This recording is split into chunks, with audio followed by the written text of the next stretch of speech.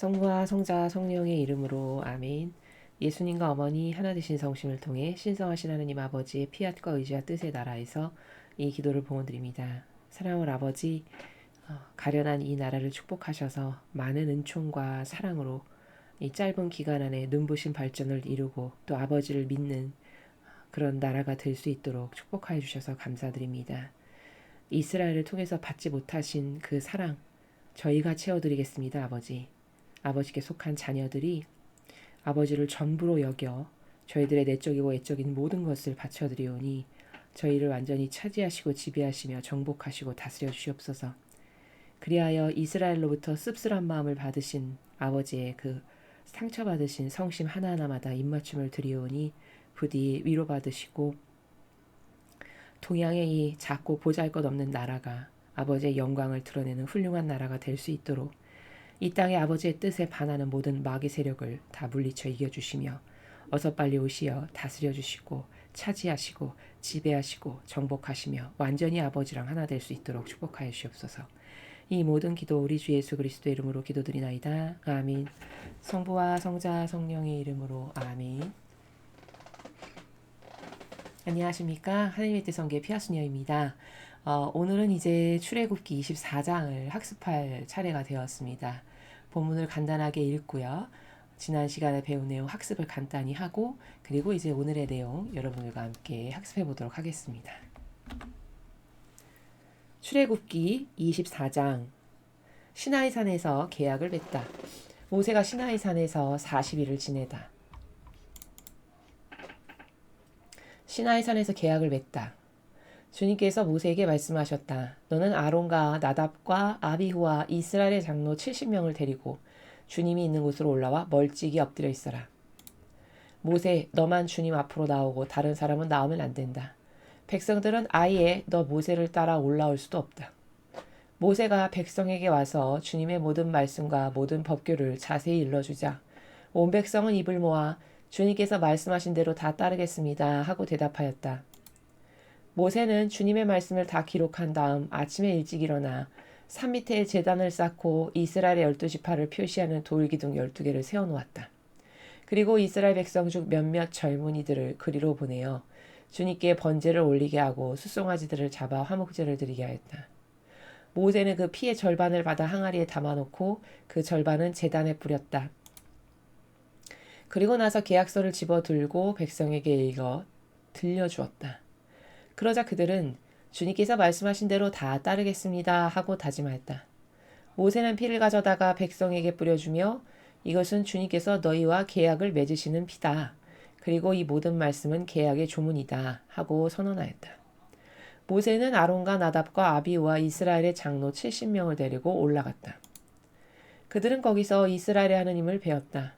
그가 딛고 계시는 곳은 마치 사파이어를 깔아놓은 것 같았는데 맑기가 하늘빛 같았다. 이스라엘 백성 가운데서 선발된 이 사람들에게는 주님께서 손을 대시지 않으셨으므로 그들은 하느님을 배우며 먹고 마셨다. 모세가 시나이산에서 40일을 지내다. 주님께서 모세에게 말씀하셨다. 내가 있는 이 산으로 올라와 머물러 있어라.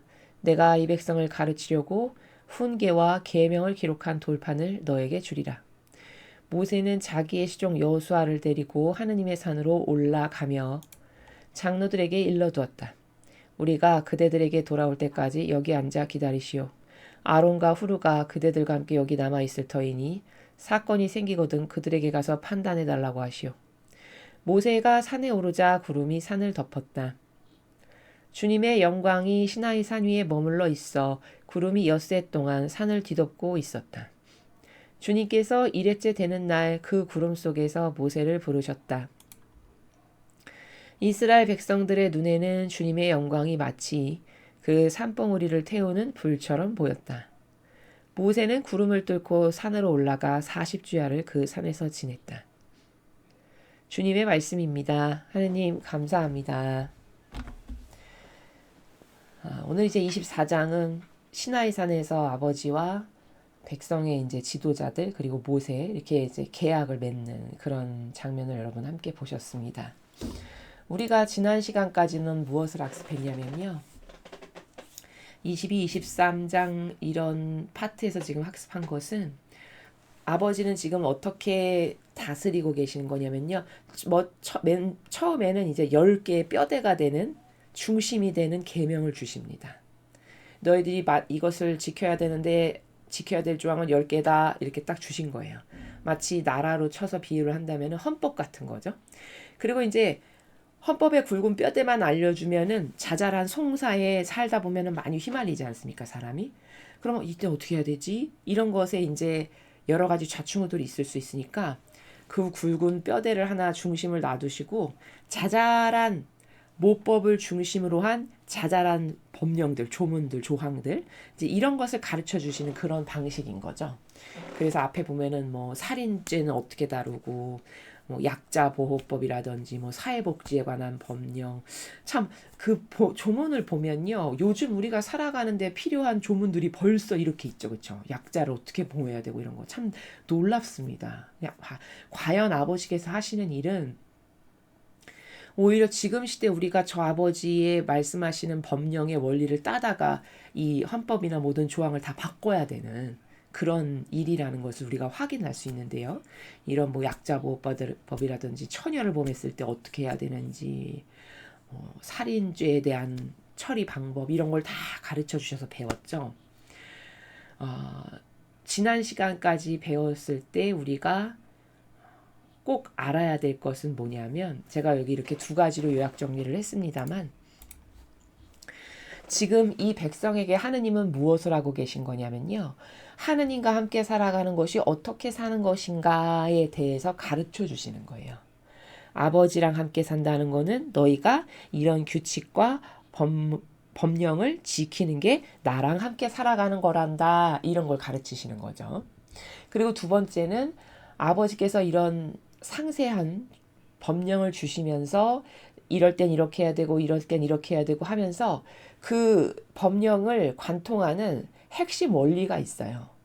아버지가 주신 그 모든 지켜야 될 규칙을 관통하는 원리가 있는데 그 원리가 나의 사고방식이 되게 해야지만 우리는 이 다음에 죽고 나서도 천상나라에 아버지 계시는 곳에 갈 수 있다. 이게 굉장히 중요하다라고 제가 많이 강조를 했죠. 사람은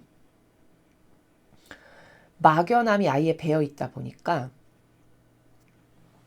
이 사고방식 안의 구조가 디테일성, 정확도 이런 게 다 떨어져요. 아무리 현대인이라고 해도. 그러니까 제가 말하는 디테일성, 정확도라는 건 어떤 과학적인 디테일성이나 정확도를 말하는 게 아니고요. 어떤 근원이 뭔가를 따져보고 그 근원에 근거하여 지금 나의 현재 내가 취하고 있는 이 나라는 그 근원과 같은가 다른가 얼마나 떨어져 있는가 이런 것을 따져보고 추론해보고 입증하고 이런 게 디테일성이거든요. 이런 게 현대인은 거의 없어요. 그냥 스킬적인 면만 발달돼 있어요. 뭐 계산을 한다든가 암산을 한다든가 뭐 문명의 도구에 이익이 된 어떤 기구를 다루는 데 있어서 이런 데서 능통하다든가 이런 어떤 잡스러운 이런 것에는 굉장히 능통한데 현대인이 중요한 건 사고방식의 근원이 되는 그 뿌리가 되고 모체가 되는 그 기조 있죠. 기조. 정신의 기조. 정신세계의 근간. 이게 엄청 중요한 거거든요. 근데 정신세계라는 말을 쓰는 사람도 거의 없지만 그리고 그걸 추구하는 사람도 못 봤지만 정신세계도 모를 뿐더러 정신세계의 기조와 근간을 추구하는 사람은 더더욱 없습니다. 근데 우리가 지난 시간까지 저도 그랬지만 이 막연한 종교 생활의 문제가 뭐냐면 그런 뭘 이렇게 올바르게 진리의 근거에서 따져보고 기조를 갖고 그래서 그것에 근거하여 나를 살펴보고 객관화를 하고 이런 걸 한 번도 해본 적이 없거든요. 종교 생활할 때는. 그거는 진리를 똑바로 배운 게 아니에요. 그러다 보니까 모든 면에서 다 막연해요. 그런데 문제는 뭐냐면요. 막연하게 살아도 내가 천상에 가는데 아무 지장이 없다면 괜찮은데 문제는 내가 그렇게 막연하게 살죠. 그럼 천상에 못 간다는 게 문제예요. 왜냐하면 하느님의 속성, 하느님의 정신세계, 아버지가 추구하시는 바 이런 것을 똑바로 인지를 못하기 때문에 내가 그걸 추구할 수가 없거든요. 이 지상에서. 근데 내가 그걸 추구할 수 없죠? 그래서 하느님하고 별개로 살죠? 그러면 나하고 천상은 아무 관계가 없어요. 근데 나하고 이렇게 내가 하느님하고 관계없는 사고방식이라고 내 멋대로 살고 내 기호정석 경향이나 따르고 살아도 나는 좋은 데 갈 거라고 생각해요. 이런 게 다 막연함이에요. 이런 게 다 성경에 근거하지 않는 정신세계예요. 이해되셨죠? 그래서 왜 이런 부분 있죠. 성경에서 제가 정말 좋아하는 구절인데 골과 술을 가른다. 진리는. 저는 이 부분이 굉장히 마음에 들거든요. 골과 술을 가르는 아버지의 말씀, 그 진리의 빛이라는 게.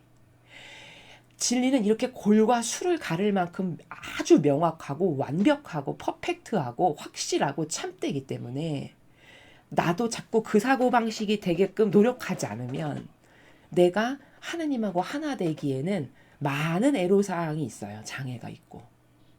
그래서 하느님의 사고방식이 내 사고방식이 되게끔 노력하는 것이 굉장히 중요합니다. 이 지상에서 살아있을 때.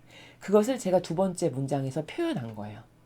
아버지께서 이렇게 가르쳐 주시는 이 나라가 이 아버지의 법의 기조가 근간이 근원이 원리가 나의 사고방식이 되게 해야만 내가 아버지 계시는 천상 나라에 가기에 합당한 영혼이 된다. 이게 중요하다는 거죠.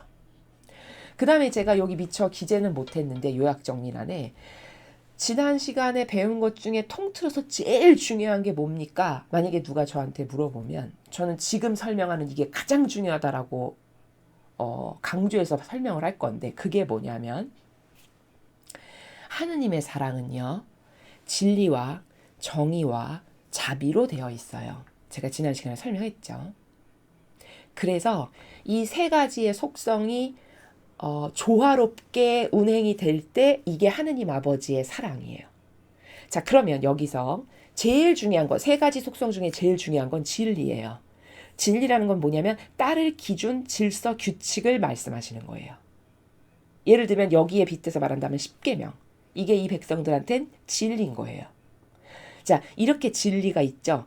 그 다음 두 번째로 중요한 게 정의예요. 정의. 그러면 아버지가 예를 들어 이 백성으로 빗대서 설명을 할게요. 이 백성에게 10가지의 계명인 진리를 딱 주셨어요.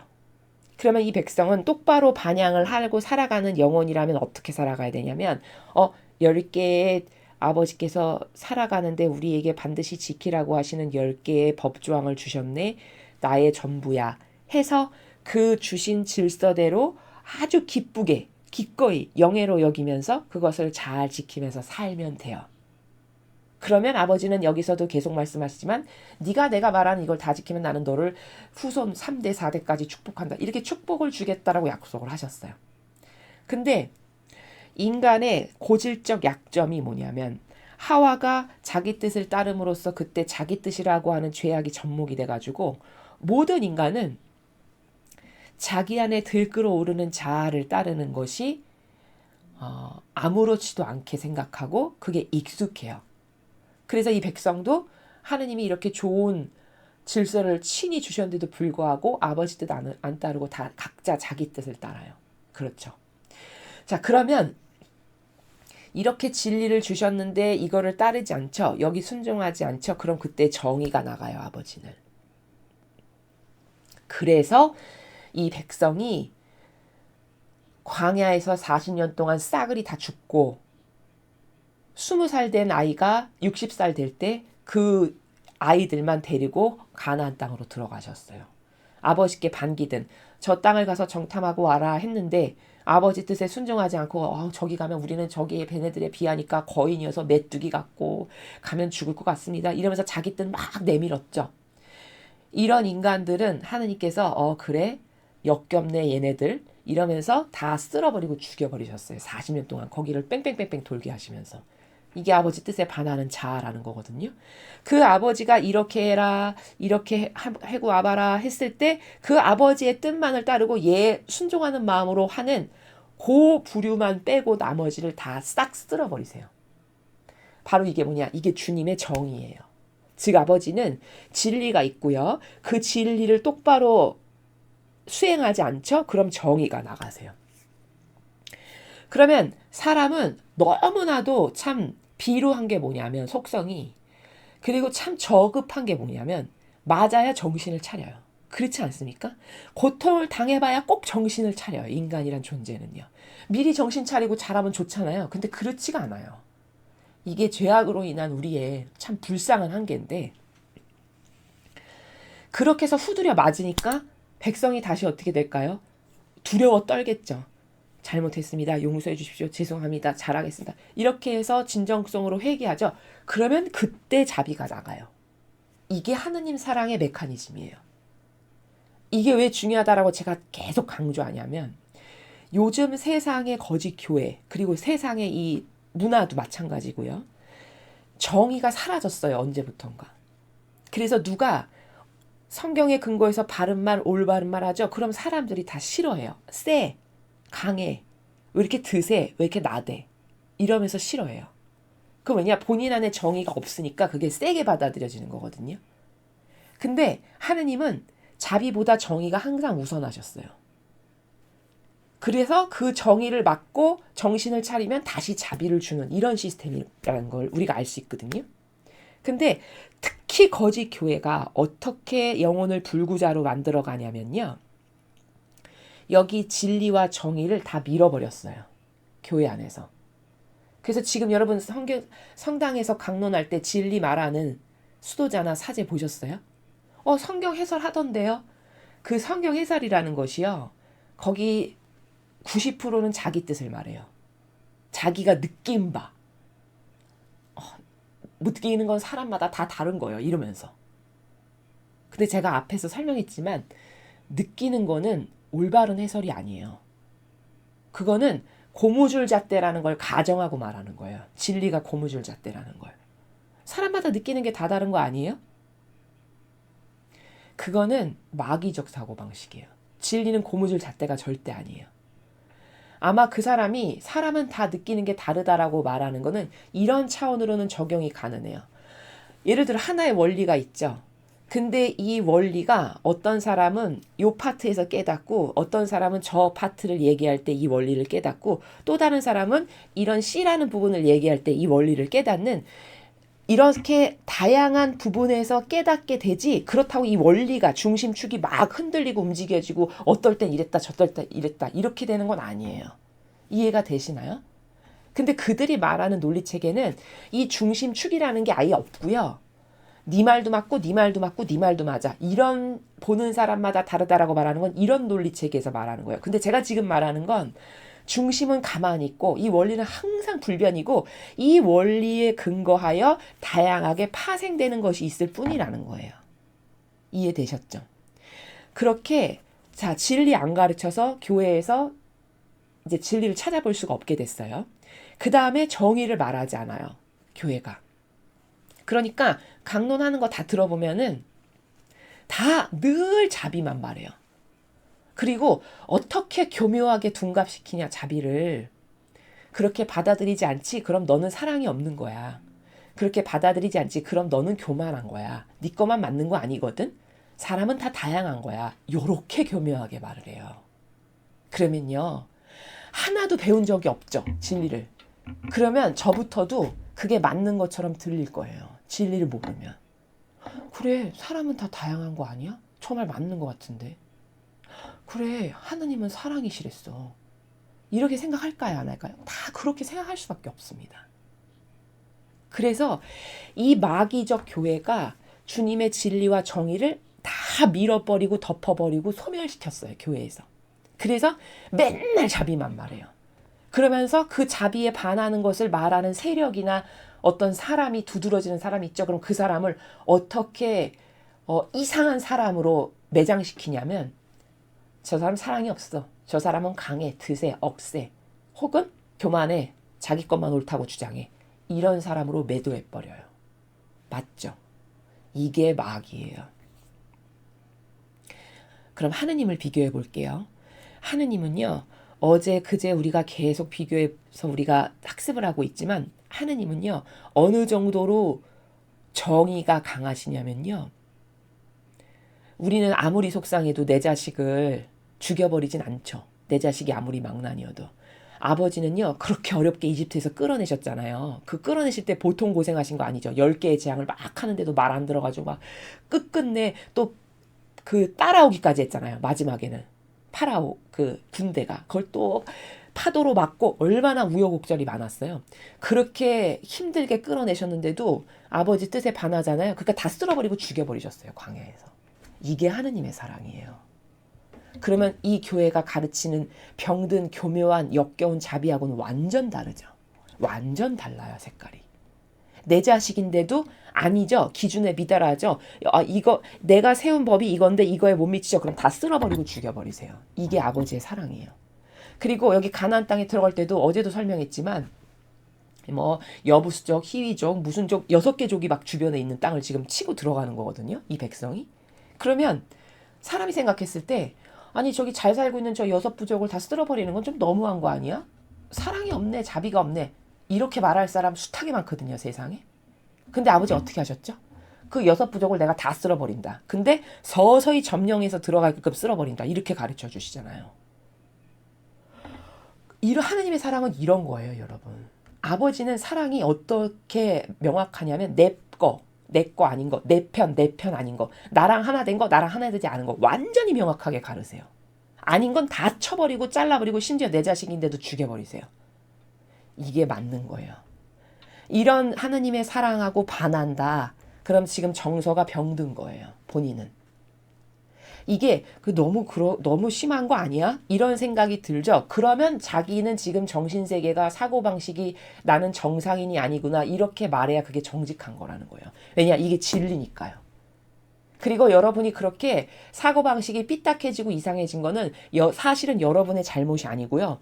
우리가 수십 년 동안 종교 생활을 하면서 내 사고방식 안에 좀먹어 썩어 들어온 암세포가 지금 있는 거예요. 그래서 그게 누룩을 까고 해서 지금 나에게 퍼져 있기 때문에 아버지의 가르침이 마음 안에 싹싹 아주 그냥 속살에 파고들듯이 싹싹 안착이 안 되는 거는 우리가 그런 다양한 부작용 가운데 이 세상을 여태까지 살아왔기 때문에 어떤 것은 잘 안착도 안 되고 어떤 건 심지어 거북스럽기도 하고 저건 너무한 거 아니야 이런 생각도 들고 이런 게 다 마귀가 여러분에게 진리의 빗살이 가지 못하도록 방해작용을 할까요 안 할까요? 당연히 해요. 마귀는 은총받는 거 싫어할 테니까요. 이런 메커니즘이라는 걸 잘 인식하셔야 돼요. 자, 그러면 그들은 정의와 그리고 주님의 진리를 다 덮어버린 이유가 있겠죠. 왜 그랬을까요? 병든 자비를 전 인류에 뿌려가지고요. 자비만 있는 영혼을 제가 감성주의자라고 단어를 잘 쓰는데 감성주의자의 특징이 뭐냐면요. 옳고 그름이 없어요. 그냥 나에게 이득되면 옳은 거예요. 그게. 내가 좋아지면 옳은 거예요. 나에게 잘해주면 착한 거예요. 다 이런 식이거든요. 감성주의자는.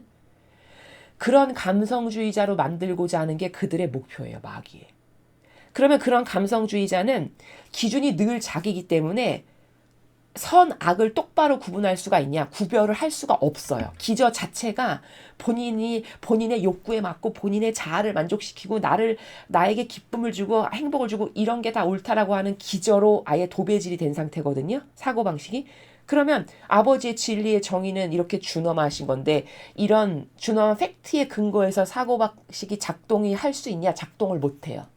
그러니까 그 사람은 일평생 자기에게 잘해주는 거 그게 막인데도 그것을 동조하고 협력하고 열렬히 하나 될 수밖에 없어요. 그렇게 해서 넌 죽어서 지옥 가라. 이게 마귀의 사실적 속마음이에요. 이해되셨어요? 거짓 교회는 이렇게 해서 주님의 양들, 백성들을 다 마귀 자식이 되게 해서 지옥으로 끌고 가자. 이게 마귀의 계략이고 책략이라는 겁니다. 이래서 정의와 진리를 덮어버린 거예요. 선악을 구별하지 못해서 지옥의 자식이 되게 하기 위하여. 이해되십니까? 제가 지금 후미에 이 앞전 시간에도 많은 시간을 할애해서 설명했는데 지금 또 하는 이유는 이게 특히 이 마지막 시대, 이 병든 사랑으로 가득한 이 시대는 이게 너무너무 중요해요. 이거 모르죠? 이거 모르면요. 올바르게 이 세상에서 살아갈 수 없어요. 죽고 나면 하늘나라 못 가요.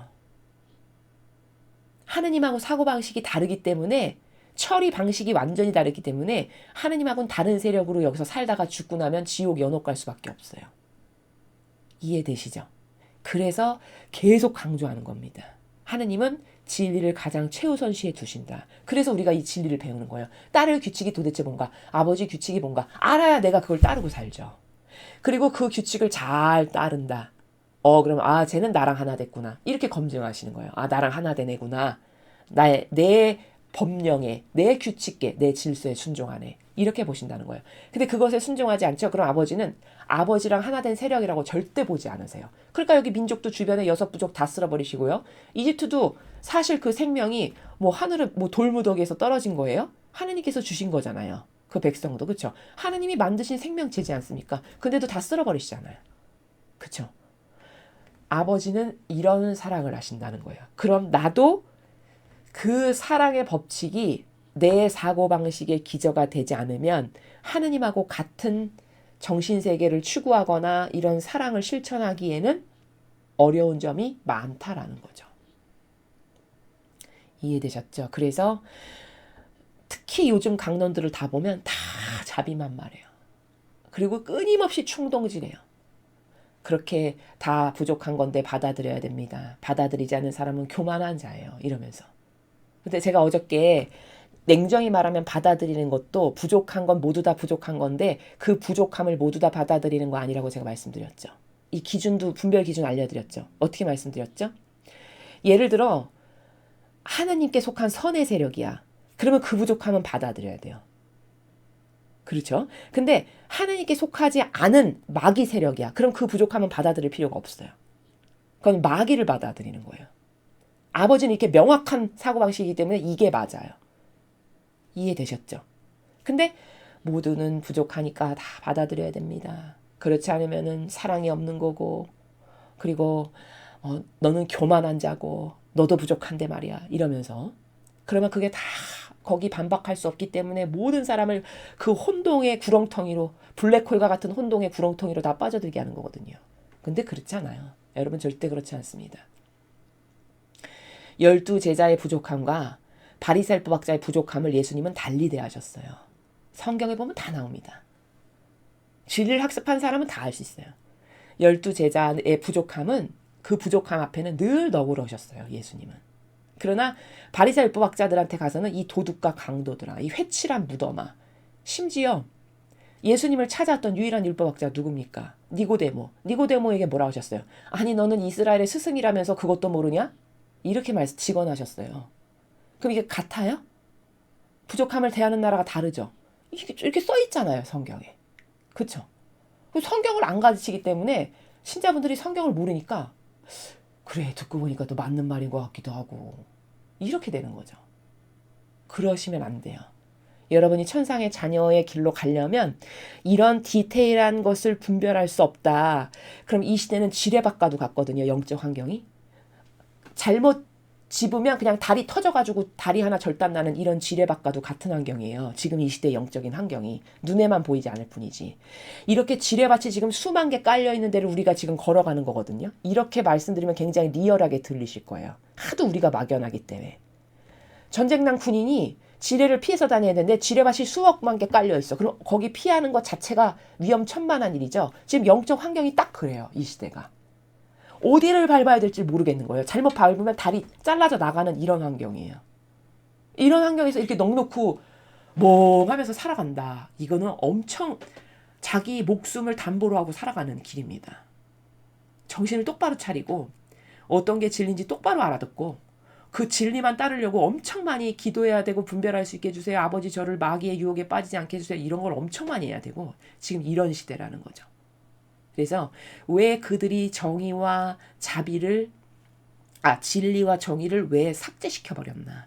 도대체 그 의도가 뭔가라는 것을 여러분에게 말씀드린 겁니다. 그래서 이런 것에 속지 않아야 한다라는 것이 지난 시간에 배웠던 내용 중에 가장 중요한 내용입니다.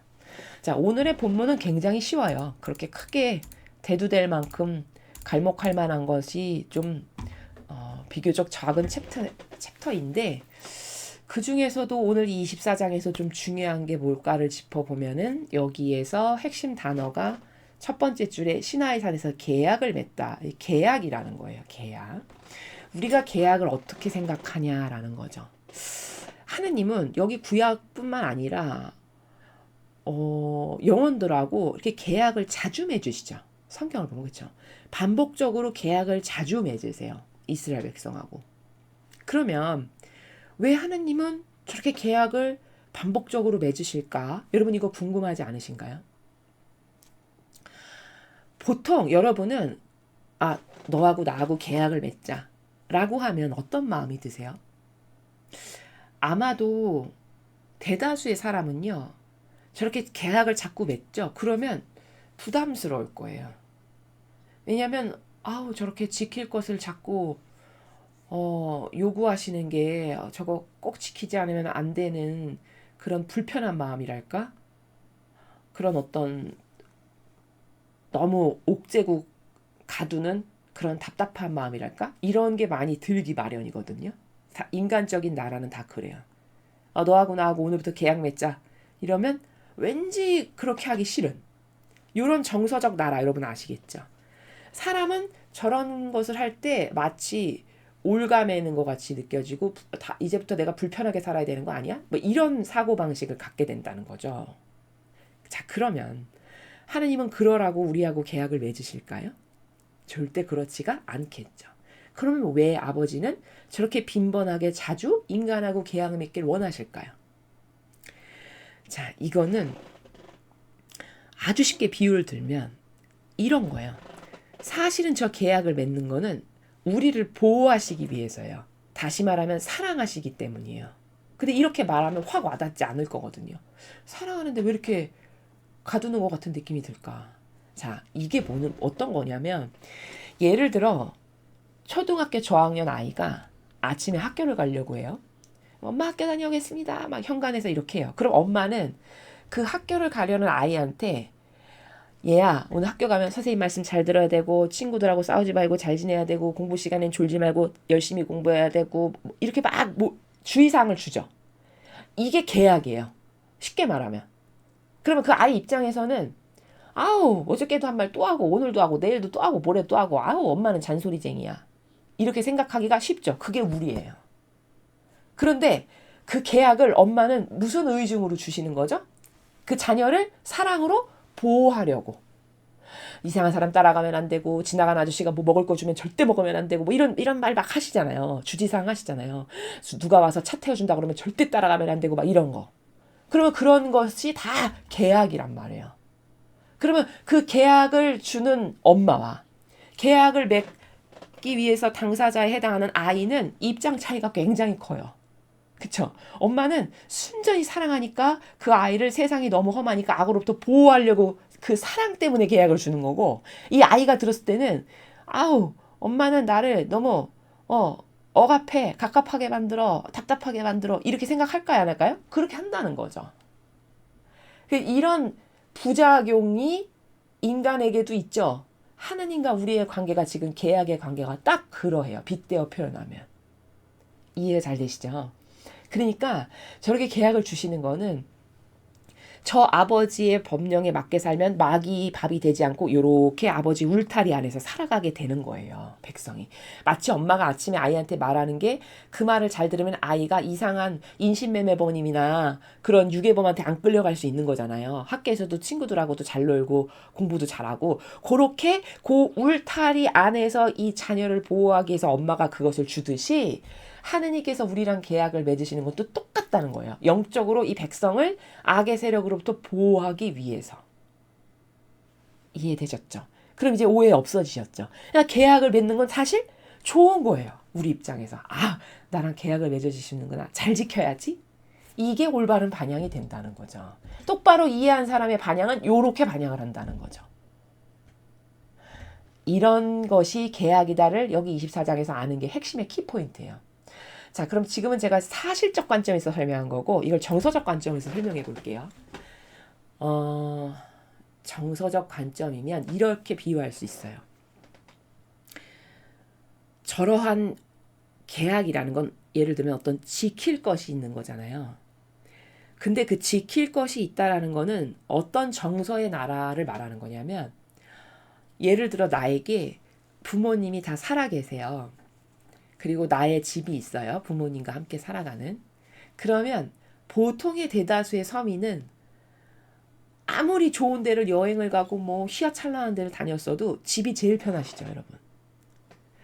어디 뭐 아무리 호화를 누리는 곳을 다녀도 아유 내 집이 제일 좋다 이렇게 말씀하시잖아요.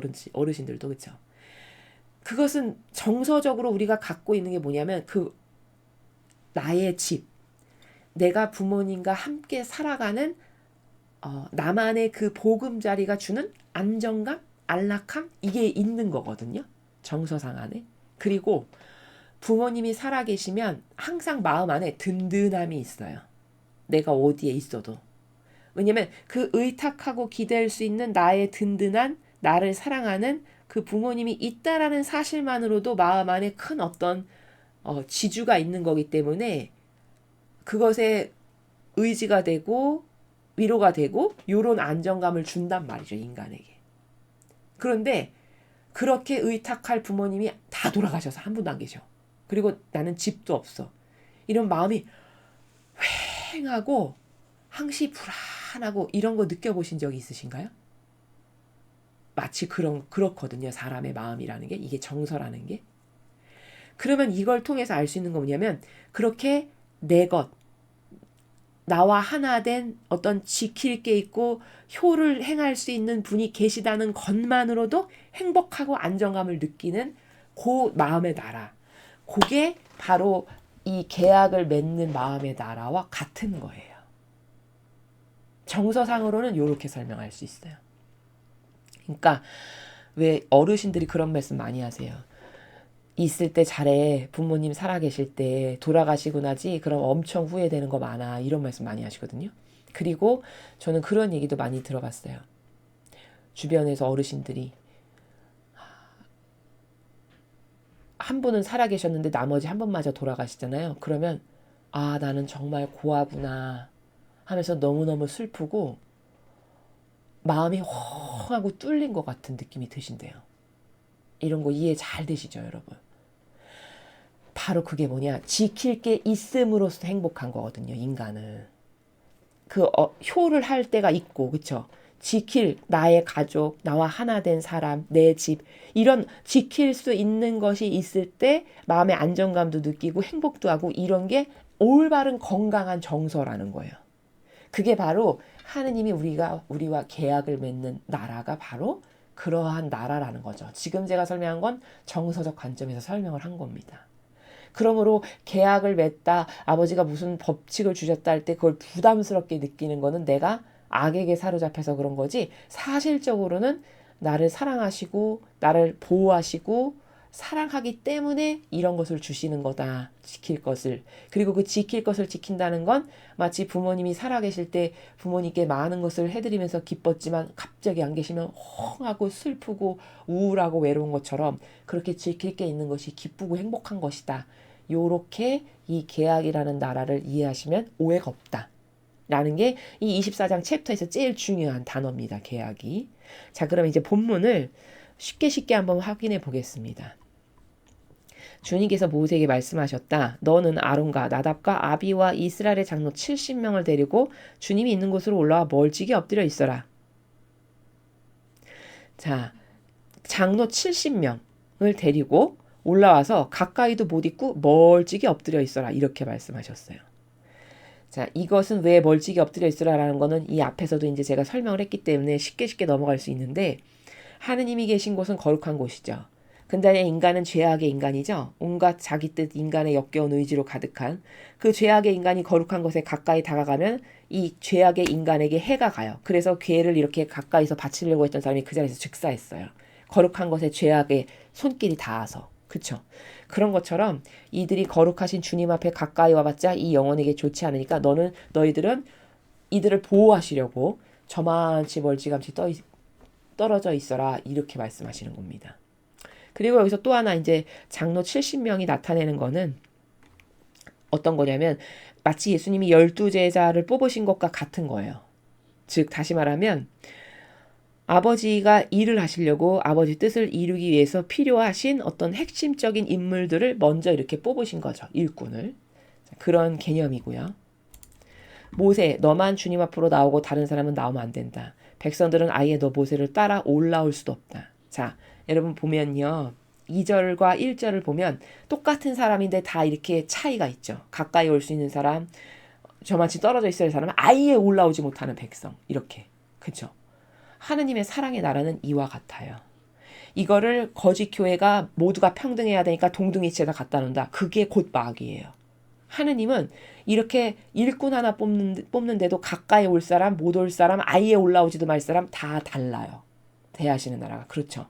이런 걸 보면 마귀가 뿌려놓은 진리에 근거하지 않은 사고방식이 얼마나 많은가를 여러분 아실 수 있죠. 자, 이렇게 질서가 있다는 거예요. 질서. 근데 그 질서는 하나 된 정도에 따라 다 다르게 형성이 되는 거고, 그래서 여기도 보면 모세가 가장 가까이 올 수 있어요. 그건 왜냐? 친히 선택하신 아버지의 뜻을 직접 행하는 자이니까 가장 가까이에 가져다 놓으시는 거예요.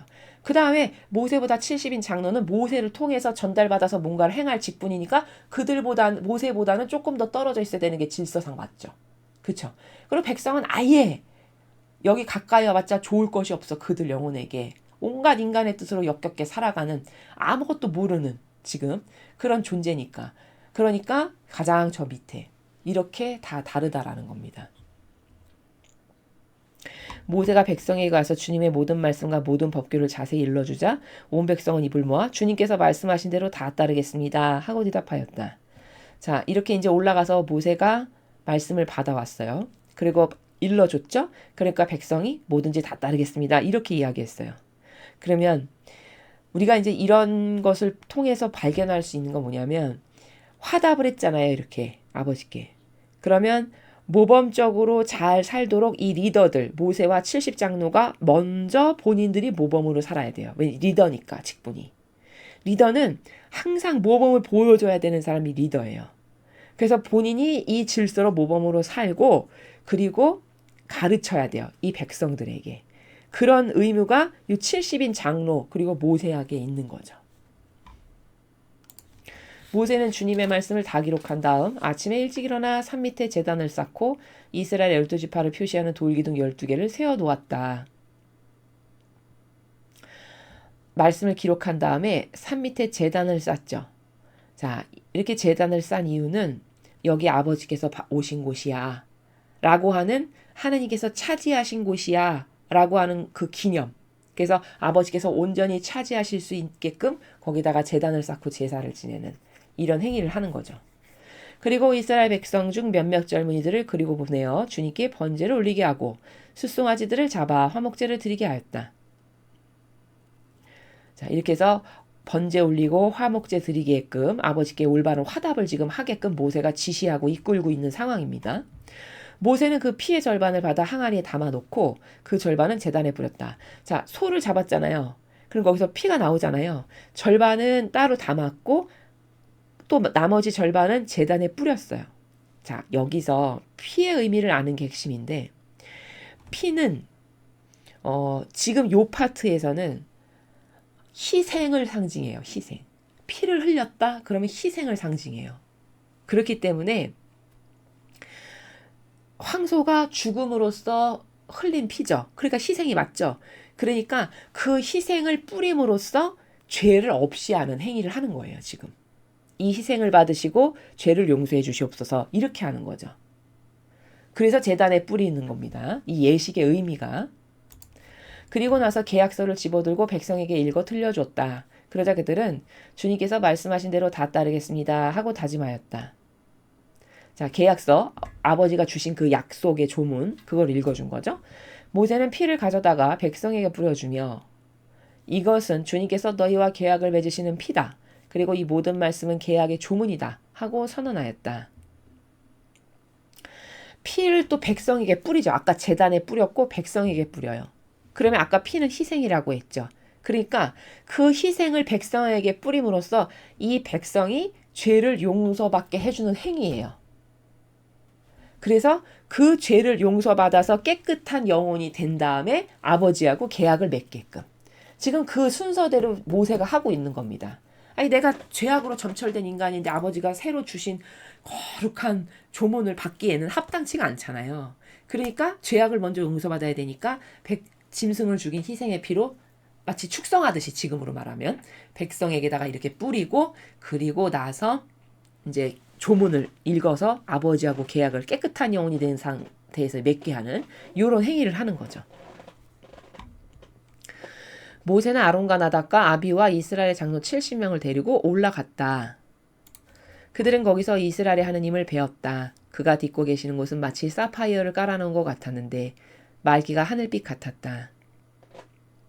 하느님이 계신 곳이 마치 사파이어 보석을 뿌려놓은 것과 같은 아주 맑은 하늘빛 같은 그런 곳에서 지금 하느님을 뵙고 있는 거죠, 이들이.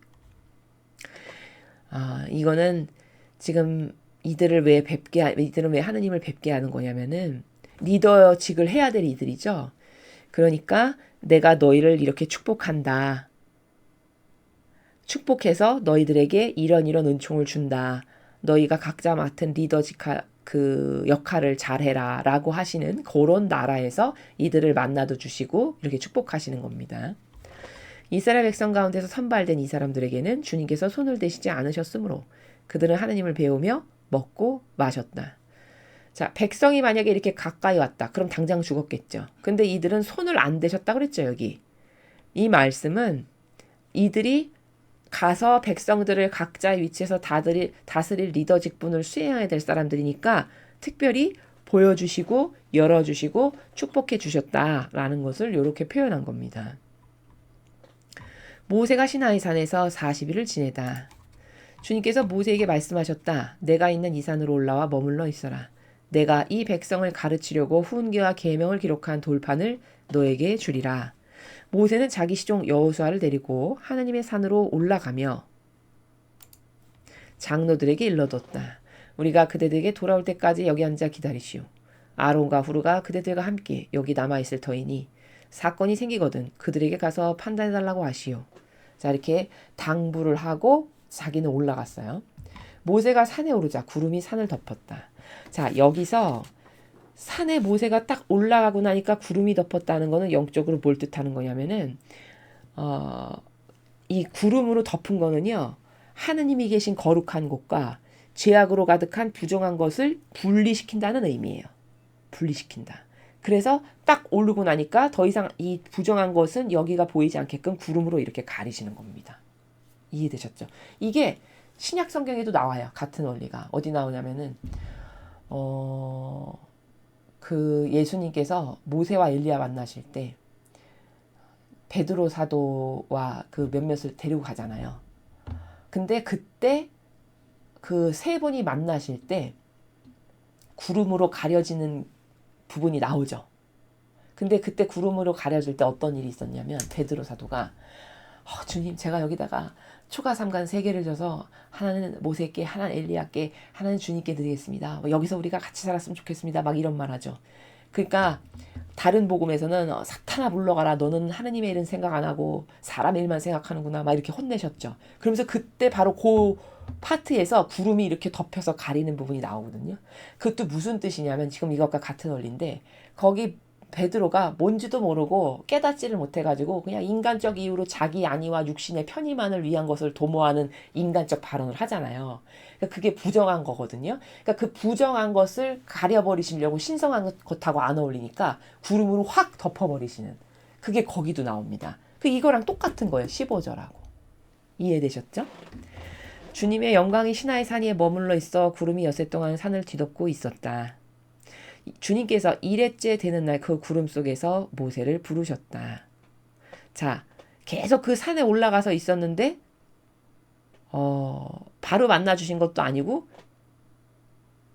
1회째 되는 날 부르셨다라고 나와요. 그러면 여기 왜 1회째냐? 7이 완전수라고 설명드렸죠. 영적으로 봤을 때 7이 의미하는 숫자가. 그러니까 이 모세도 아무리 하느님이 뽑으셔가지고 특별한 관계로 하나 되길 바래서 내가 직접 쓸 일꾼으로 뽑았지만 모세도 여전히 인간적인 여러 가지 악이 있잖아요. 그렇죠? 부족한 부분이 있잖아요. 그러니까 하느님을 가까이 만나서 뭐를 직접 지시하시기에는 그 인간적인 걸 좀 닦아야 되겠죠. 그래서 7일 동안 아버지 앞에서 죄악이 완전히 벗겨지게 할 기간을 두신 다음에 그 다음에 이제 7이 완전수니까 완벽하게 다 채워진 걸 뜻하거든요. 그래 완벽하게 다 너의 죄악을 벗겼다 해서 그 다음에 만나주시는 요런 디테일성을 여기서 볼 수 있죠. 이스라엘 백성들의 눈에는 주님의 영광이 마치 그 산봉우리를 태우는 불처럼 보였다. 구름으로 가린 게 단데 밑에 백성이 봤을 때는 뭐 형이상학적인 불길이 막 산을 태우는 것처럼 이렇게 보였다라고 설명합니다. 모세는 구름을 뚫고 산으로 올라가 40주야를 그 산에서 지냈다. 여기까지가 24장의 내용입니다. 그래서 오늘 24장은 그렇게 막 특별하게 본문이 막 어렵거나 그런 건 없었고 이 24장에서 제일 중요한 건 계약이 뭘까? 우리는 계약이라는 거를 하나님이 수시로 하시는데 그럴 때마다 그걸 부담스럽게 느끼거나 어떤 족쇄나 불편하게끔 느끼는 마음의 나라가 혹시 있지는 않은가? 이렇게 지켜야 될 게 많네. 부자연스럽고 이제 나에게 자유가 박탈당하는 건가? 혹시 이런 오해적 생각을 할 수가 있거든요. 근데 그런 게 아니고 이게 어떤 차원의 나라인지를 제가 정서적인 측면에서도 설명했고 사실적인 나라에서도 설명을 했습니다. 이제 올바르게 이해를 하셔서 오히려 하느님께서 뭘 지킬 것을 주시면 나를 저렇게 사랑하시는구나. 지킬 게 많아서 아버지와 더 하나 되는 사랑을 할 수 있어서 행복하다라고 요렇게 반영하는 게 정상적인 반영이거든요. 여러분이 그런 반영을 하실 수 있는 그런 하나님의 자녀들이 되셨으면 좋겠습니다. 이상으로 출애굽기 24장 해설 강의를 마치겠습니다. 감사합니다.